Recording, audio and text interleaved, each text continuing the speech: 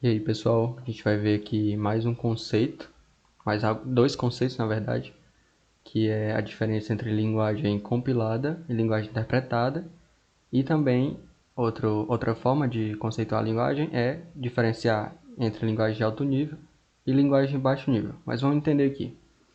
É mais interessante a gente já ir direto para a explicação, né?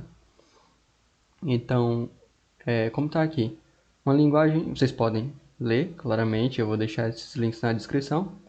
Mas, de forma geral, linguagem compilada é uma linguagem que ela vai ser simplesmente traduzida e executada diretamente pelo sistema operacional, ou seja, utilizando os recursos de hardware.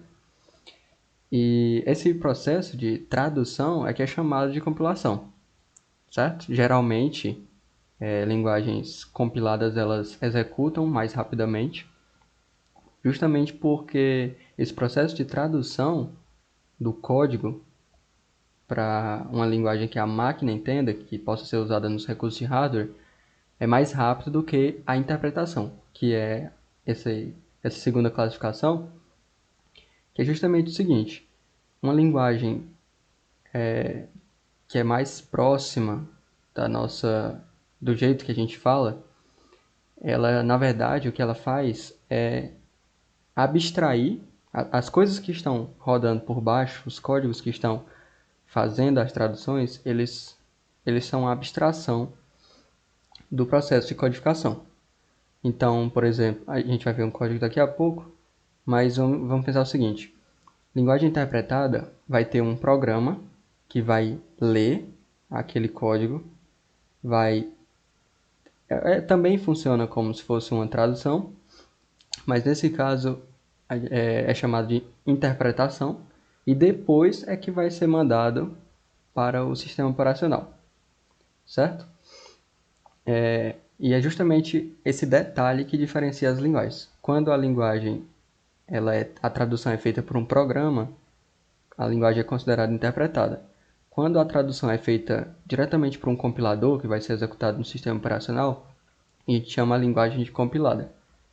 Para exemplificar, eu vou mostrar na verdade no próximo link, que a gente já pula aqui para esse conceito, que é a diferença entre linguagem de baixo nível e alto nível. Primeiro a gente tem que imaginar uma escala em que em uma extremidade tem máquina, linguagem de máquina, que a gente vai considerar como sendo a linguagem assembly, mas existe coisa ainda mais abaixo, vamos dizer assim. E no outro extremo da escala a gente vai ter a nossa linguagem, a linguagem humana, ou também chamada linguagem natural. Vocês, quando forem conhecendo as linguagens, vão ver que alguns códigos eles são mais verbosos, né? Você escreve muito, outros você escreve menos.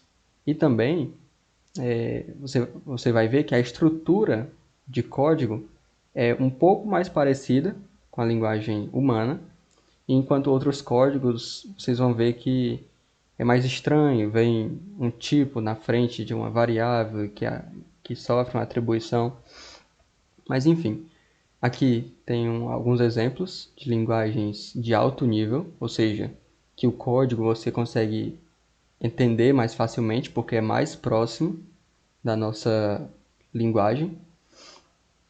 E bom, como eu falei anteriormente, linguagens de alto nível, existe muita coisa abstraída na codificação dessas linguagens. E essa abstração, ela vai ter que ser lida pela máquina.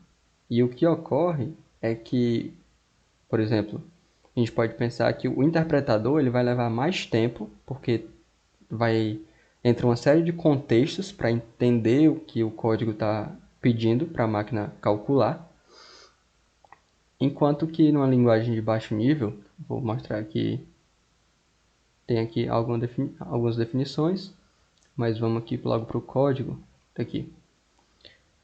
Uma linguagem de mais baixo nível, nesse caso, é mais verboso, certo?